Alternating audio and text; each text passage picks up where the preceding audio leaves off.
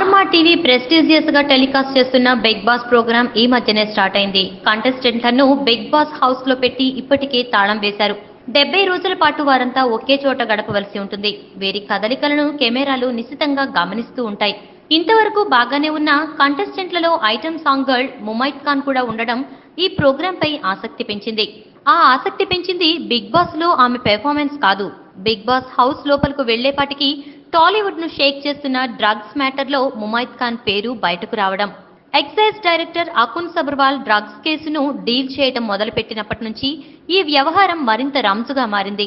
తాము నోటీసులు ఇచ్చిన వారంతా విచారణకు హాజరు కావాల్సిందేనని అకున్ సబర్వాల్ తెగేసి చెప్పాక, మరోవైపు బిగ్ బాస్ హౌస్ లోకి వెళ్లిన వారు బయటకు వచ్చే అవకాశం లేదు, బయటున్న వారు లోపలికి వెళ్లే అవకాశమూ లేదు. మరి అలాంటప్పుడు ముమైత్ ను ఎలా విచారణ చేస్తారా అని పలు డౌట్లు వచ్చాయి. ఎట్టకేలకు దీనిపై ఓ క్లారిటీ వచ్చింది. ఈ నెల 27న విచారణకు హాజరవుతానంటూ ముమైత్ ఖాన్ అకున్ సబర్వాల్ కు ఇన్ఫర్మేషన్ ఇచ్చింది.